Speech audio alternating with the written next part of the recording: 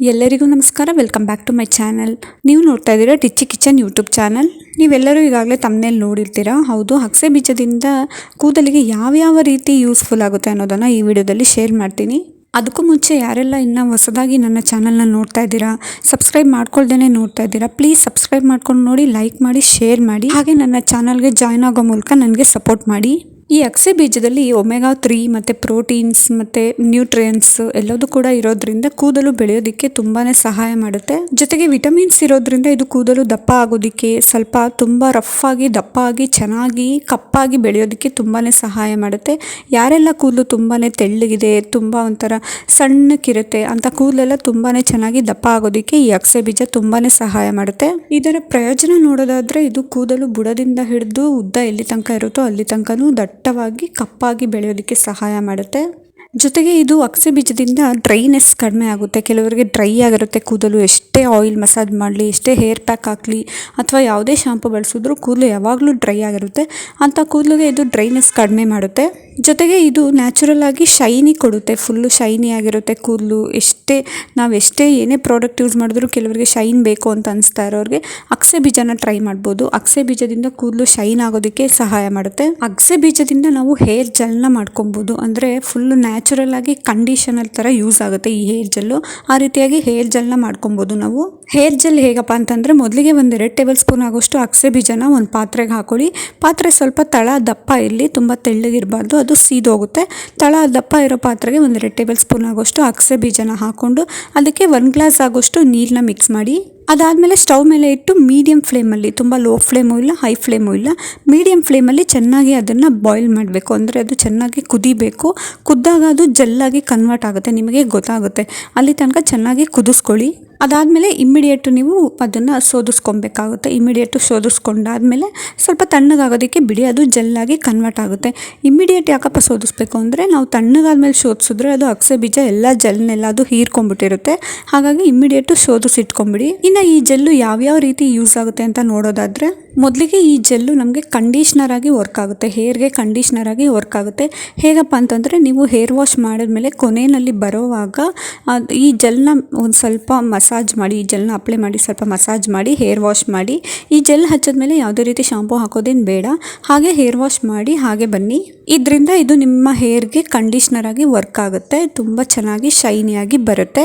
ಇನ್ನು ಈ ಜೆಲ್ಲು ನಮಗೆ ಕರ್ಲಿ ಕೂದಲು ಆಗೋದಕ್ಕೆ ಹೆಲ್ಪ್ ಮಾಡುತ್ತೆ. ಹೇಗಪ್ಪ ಅಂತಂದರೆ, ನೀವು ಹೇರ್ ವಾಶ್ ಮಾಡಿದ್ಮೇಲೆ ವೆಟ್ ಹೇರ್ ಇರುತ್ತಲ್ಲ, ಫುಲ್ಲು ಡ್ರೈ ಆಗಕ್ಕೆ ಬಿಡಬೇಡಿ. ವೆಟ್ ಹೇರಲ್ಲೇ ಈ ಜೆಲ್ನ ಅಪ್ಲೈ ಮಾಡಿಬಿಟ್ಟು, ಅಂದರೆ ತಲೆನ ಉಲ್ಟಾ ಮಾಡಿಕೊಂಡು ನೀಟಾಗಿ ಹೇರ್ಗೆ ಅಪ್ಲೈ ಮಾಡಿದಾದಮೇಲೆ ಅದನ್ನು ಹಾಗೆ ಡ್ರೈ ಆಗೋದಕ್ಕೆ ಬಿಡಿ. ಯಾವುದೇ ರೀತಿ ಕೂಮ್ ಮಾಡಬಾರ್ದು, ಅದನ್ನು ಹಾಗೆ 1 ಅವರ್ ಡ್ರೈ ಆಗೋದಕ್ಕೆ ಬಿಡಿ. ಇದರಿಂದ ನಿಮ್ಮ ಹೇರು ಕರ್ಲಿಯಾಗಿ ಕನ್ವರ್ಟ್ ಆಗಿರುತ್ತೆ. ಅಂದರೆ ನೀವು ಅಪ್ಲೈ ಮಾಡುವಾಗ ಸ್ವಲ್ಪ ಕರ್ಲಿ ಥರ ಕೈಯಲ್ಲೇ ಹೀಗೆ ರೋಲ್ ಥರ ಮಾಡಿಟ್ಕೊಳ್ಳಿ, ತುಂಬ ಚೆನ್ನಾಗಿ ವರ್ಕ್ ಆಗುತ್ತೆ. 1-2-3 ಸತಿ ಈ ರೀತಿ ನಾವು ಮಾಡ್ತಾ ಬಂದರೆ ಹೇರ್ ಪೂರ್ತಿ ಕರ್ಲಿಯಾಗಿ ಕನ್ವರ್ಟ್ ಆಗುತ್ತೆ. ಎಲ್ಲಾದರೂ ಫಂಕ್ಷನ್ಗೆ ಹೋಗಬೇಕು, ಕರ್ಲಿ ಹೇರ್ ಮಾಡ್ಕೊಬೇಕು ಅನ್ನುವಾಗ ಹೀಟ್ ಮಾಡಿಕೊಂಡು ಕರ್ಲಿ ಹೇರ್ ಮಾಡ್ಕೊಳ್ಳೋಕ್ಕಿಂತ ಈ ರೀತಿಯಾಗಿ ನ್ಯಾಚುರಲ್ ಆಗಿ ಅಗಸೆ ಬೀಜದ ಹೇರ್ ಜೆಲ್ನಿಂದ ಕರ್ಲಿ ಹೇರ್ನ ಮನೆಯಲ್ಲೇ ಮಾಡ್ಕೊಬೋದು. ಇನ್ನು ಇದ್ರ ಜೊತೆಗೆ ಹೇರ್ ಸ್ಟ್ರೈಟ್ ಕೂಡ ಆಗುತ್ತೆ ಈ ಜೆಲ್ಲಿಂದ. ಅದು ಹೇಗಪ್ಪ ಅಂತಂದರೆ, ನೀವು ಮಾಮೂಲಿ ವೆಟ್ ಹೇರಲ್ಲಿ ಈ ಜೆಲ್ನ ಅಪ್ಲೈ ಮಾಡಿ ಒಂದು 70% ಅದನ್ನು ಡ್ರೈ ಆಗೋದಕ್ಕೆ ಬಿಡಿ. ಪೂರ್ತಿಯಾಗಿ ಬೇಡ, 70% ಡ್ರೈ ಆಗಿದ್ದು ಇನ್ನು ಸ್ವಲ್ಪ ವೆಟ್ ಇದೆ ಅನ್ನೋವಾಗ ನೀವು ಹೇರ್ ಸ್ಟ್ರೈಟ್ನರ್ನ ಬಳಸಿ ನೀಟಾಗಿ ಸ್ಟ್ರೈಟ್ ಮಾಡ್ಕೊಬೋದು. ಅಂದರೆ ತುಂಬ ಹೀಟ್ ಮಾಡೋಷ್ಟು ಬೇಡ, ಸ್ವಲ್ಪ ಮೀಡಿಯಮ್ ಫ್ಲೇಮಲ್ಲಿ ಹೀಟ್ ಮಾಡಿಕೊಂಡು ನೀಟಾಗಿ ಸ್ಟ್ರೈಟ್ನರ್ ಥರ ಮಾಡ್ಕೊಳ್ಳಿ. ಅದು ಕೂಡ ಹೇರ್ ಸ್ಟ್ರೈಟ್ ಆಗಿ ತುಂಬ ಚೆನ್ನಾಗಿ ಕಾಣುತ್ತೆ. ನಾವು ಯಾವುದೇ ರೀತಿ ಹೇರ್ ಸ್ಟ್ರೈಟ್ನರ್ ಬಳಸಲ್ಲ, ಡ್ರೈಯರ್ ಬಳಸಲ್ಲ, ಕರ್ಲರು ಬಳಸಲ್ಲ, ಏನೂ ಬಳಸಲ್ಲ. ಹಾಗೆ ಹೇಗೆ ಸ್ಟ್ರೈಟ್ ಮಾಡ್ಕೋಬೋದು ಅಂತಂದರೆ, ಅದು ಕೂಡ ಮಾಡ್ಕೊಬೋದು. ಹೇರ್ ಜೆಲ್ನ ಅಪ್ಲೈ ಮಾಡಿ ನೀಟಾಗಿ ಕೂಮ್ ಮಾಡಿ, ಅದನ್ನ ಕೂಮ್ ಮಾಡಿಬಿಟ್ಟು ಹಾಗೆ ಬಿಡಿ. ಅದನ್ನ ನೀಟಾಗಿ ಸ್ಟ್ರೈಟ್ ಥರ ಕೂಮ್ ಮಾಡಿಬಿಟ್ಟು ಹಾಗೆ ಡ್ರೈ ಆಗೋದಕ್ಕೆ ಬಿಡಿ. ಅದು ಕೂಡ ಹೇರ್ ಸ್ಟ್ರೈಟಾಗಿ ಚೆನ್ನಾಗಿ ಕಾಣುತ್ತೆ. ಇನ್ನು ಈ ಜೆಲ್ನ ನೀವು ಹೇರ್ ಗ್ರೋತ್ಗೆ, ತುಂಬ ಫಾಸ್ಟ್ ಹೇರ್ ಗ್ರೋತ್ಗೆ ಯೂಸ್ ಮಾಡ್ಕೋಬೋದು. ಹೇಗಪ್ಪ ಅಂತಂದರೆ, ನೀವು ಓವರ್ ನೈಟು ಈ ಜೆಲ್ನ ಅಪ್ಲೈ ಮಾಡಿ ನೀಟಾಗಿ ಮಸಾಜ್ ಮಾಡಿಬಿಟ್ಟು ಹಾಗೆ ಅದನ್ನು ಬಂದ್ ಮಾಡಿಬಿಟ್ಟು ಮಾರ್ನಿಂಗ್ ಬೆಳಗ್ಗೆ ಎದ್ದು ನೀಟಾಗಿ ಹೇರ್ ವಾಶ್ ಮಾಡಿ. ಇದರಿಂದ ಫಾಸ್ಟ್ ಹೇರ್ ಗ್ರೋತ್ ಆಗೋದಕ್ಕೆ ಸಹಾಯ ಮಾಡುತ್ತೆ. ನೀವು ಈ ಜೆಲ್ನ ಆಲ್ಮೋಸ್ಟ್ ನೀವು ರೂಮ್ ಟೆಂಪ್ರೇಚರಲ್ಲಿ ಇಡ್ತೀನಿ ಅಂತಂದರೆ ಒಂದು 3 ಡೇಸ್ ಆದರೂ ಇಟ್ಕೊಬೋದು. ಅಥವಾ ನೀವು ಫ್ರಿಜ್ಜಲ್ಲಿ ಅದನ್ನು ಇಡ್ತೀನಿ ಅನ್ನೋದಾದರೆ ವೀಕ್ಲಿ 1 ಸತಿ ಮಾಡಿಕೊಂಡು ಒಂದು 5 ಡೇಸ್ ಆದರೂ ಫ್ರಿಜ್ಜಲ್ಲಿ ಇಟ್ಕೊಬೋದು. ಈ ರೀತಿಯಾಗಿ ಈ ಜೆಲ್ನ ನೀವು ಯೂಸ್ ಮಾಡ್ಕೊಬೋದು. ಇನ್ನು ನೆಕ್ಸ್ಟು ಅಗಸೆ ಬೀಜದಿಂದ ಹೇರ್ ಆಯಿಲ್ ಕೂಡ ಮಾಡ್ಕೊಬೋದು. ಹೇಗಪ್ಪ ಅಂತಂದರೆ 1-2 ಟೇಬಲ್ ಸ್ಪೂನ್ ಆಗೋಷ್ಟು ಅಗಸೆ ಬೀಜನ ನೀಟಾಗಿ ಕ್ರಷ್ ಮಾಡಿ ಅದು ಉಡಿ ಥರ ಆಗಬೇಕು. ಈ ರೀತಿಯಾಗಿ ನೀಟಾಗಿ ಕ್ರಷ್ ಮಾಡಿಬಿಟ್ಟು 5 ಟೇಬಲ್ ಸ್ಪೂನ್ ಆಗೋಷ್ಟು ಕೊಬ್ಬರಿ ಎಣ್ಣೆ, ತೆಂಗಿನಕಾಯಿ ಎಣ್ಣೆ, ಕೊಬ್ಬರಿ ಎಣ್ಣೆ ಬರುತ್ತಲ್ಲ ಆ ಎಣ್ಣೆಗೆ ಮಿಕ್ಸ್ ಮಾಡಿಬಿಟ್ಟು ಲೋ ಫ್ಲೇಮಲ್ಲಿ ಇಟ್ಟು ಹೀಟ್ ಮಾಡ್ಕೊಳ್ಳಿ. ಅದನ್ನ ಹೀಟ್ ಆಗಿದ್ದಾದಮೇಲೆ ಕಂಪ್ಲೀಟಾಗಿ ಕೂಲ್ ಆಗೋದಕ್ಕೆ ಬಿಡಿ. ಅದಾದಮೇಲೆ ಫಿಲ್ಟರ್ ಮಾಡಿ ಇಟ್ಕೊಳ್ಳಿ. ಈ ಆಯಿಲ್ನ ನೀವು ವೀಕ್ಲಿ 1-2 ಸತಿ ಇಲ್ಲ 3 ಸತಿ ಹೇರ್ ಆಯಿಲ್ನ ಯೂಸ್ ಮಾಡಿ ಅದಾದಮೇಲೆ ಹೇರ್ ವಾಶ್ ಮಾಡೋದ್ರಿಂದ ತುಂಬ ಫಾಸ್ಟಾಗಿ ಹೇರ್ ಗ್ರೋತ್ ಆಗುತ್ತೆ. ಯಾಕೆ ಅಂತಂದರೆ ನಾನು ಇದೇ ರೀತಿ ಹೇರ್ ಆಯಿಲ್ನ ಬಳಸಿ ಒಂದು ಸತಿ ಹೇರ್ ಗ್ರೋತ್ ಮಾಡ್ಕೊಂಡಿದ್ದೆ.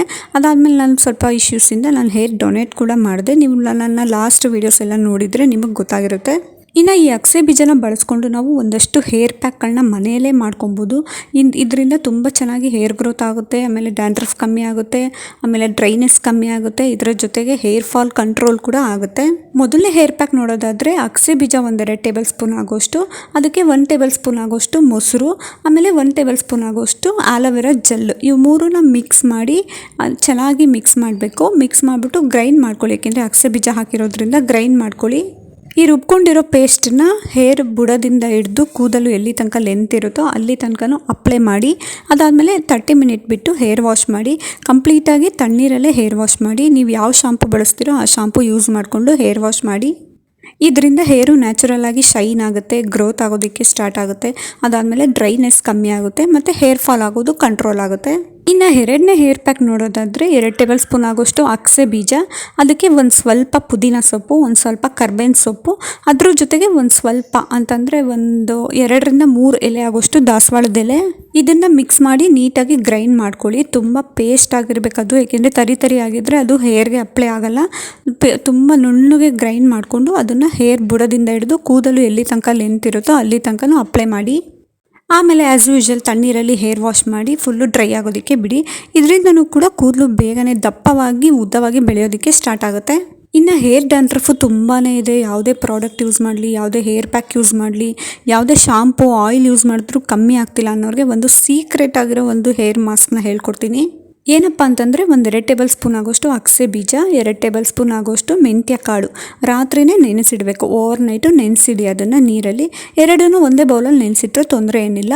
ನೆನೆಸಿಟ್ಬಿಟ್ಟು ನೆಕ್ಸ್ಟ್ ಡೇ ಮಾರ್ನಿಂಗು ಅದ್ರ ಜೊತೆಗೆ ಸ್ವಲ್ಪ ಈರುಳ್ಳಿ ಸಿಪ್ಪೆ ಅಥವಾ ಒಂದೇ ಒಂದು ಪೂರ್ತಿ ಮೀಡಿಯಮ್ ಸೈಜ್ ಈರುಳ್ಳಿ ಪೂರ್ತಿಯಾಗಿ ಕಟ್ ಮಾಡಿಬಿಟ್ಟು ಸೇರಿಸ್ಕೊಳ್ಳಿ.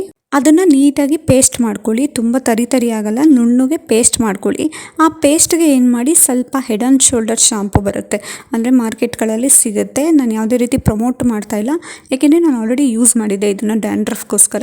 ಹೆಡ್ ಆ್ಯಂಡ್ ಶೋಲ್ಡರ್ ಶಾಂಪು ಸ್ವಲ್ಪ 1 ಟೀ ಸ್ಪೂನ್ ಆಗೋಷ್ಟು ಮಿಕ್ಸ್ ಮಾಡಿ. ಅದಕ್ಕೆ ಚೆನ್ನಾಗಿ ಮಿಕ್ಸ್ ಮಾಡಿಬಿಟ್ಟು ಆ ಪೇಸ್ಟನ್ನು ನೀವು ಹೇರ್ಗೆ ಅಪ್ಲೈ ಮಾಡಿ. ಬುಡದಿಂದ ಹಿಡಿದು ಕೂದಲು ಲೆಂತ್ ಎಲ್ಲಿ ತನಕ ಇರುತ್ತೋ ಅಲ್ಲಿ ತನಕನೂ ಅಪ್ಲೈ ಮಾಡಿ. ಅದಾದಮೇಲೆ ಆ್ಯಸ್ ಯೂಶುವಲ್ ಒಂದು 30 ಮಿನಿಟ್ ಅಥವಾ 40 ಮಿನಿಟ್, ಮ್ಯಾಕ್ಸಿಮಮ್ 40 ಮಿನಿಟ್ ಬಿಟ್ಟು ಹೇರ್ ವಾಶ್ ಮಾಡಿ. ಹೇರ್ ವಾಶ್ನೂ ಕೂಡ ಹೆಡ್ ಆ್ಯಂಡ್ ಶೋಲ್ಡರ್ ಶಾಂಪೂಯಿಂದನೇ ಹೇರ್ ವಾಶ್ ಮಾಡಿ. ಇದರಿಂದ ಖಂಡಿತವಾಗ್ಲೂ ಹೇರ್ ಡ್ಯಾಂಡ್ರಫ್ ರೆಡ್ಯೂಸ್ ಆಗೋದಕ್ಕೆ ಸ್ಟಾರ್ಟ್ ಆಗುತ್ತೆ. ಪೂರ್ತಿ ಕಂಪ್ಲೀಟಾಗಿ ಏನು ಕಮ್ಮಿ ಆಗೋದಿಲ್ಲ ಒಂದೇ ಸತಿಗೆ. ಇದನ್ನು ಅಪ್ಲೈ ಮಾಡ್ತಾ ಬನ್ನಿ. ವಾರಕ್ಕೆ 1 ಸತಿ ಅಪ್ಲೈ ಮಾಡಿ 2-3 ತಿಂಗಳು ತನಕ ಇದನ್ನು ಅಪ್ಲೈ ಮಾಡೋದ್ರಿಂದ ಸ್ವಲ್ಪ ಹೇರ್ ಡ್ಯಾಂಡ್ರಫ್ ಕಮ್ಮಿ ಆಗೋದಕ್ಕೆ ಸ್ಟಾರ್ಟ್ ಆಗುತ್ತೆ.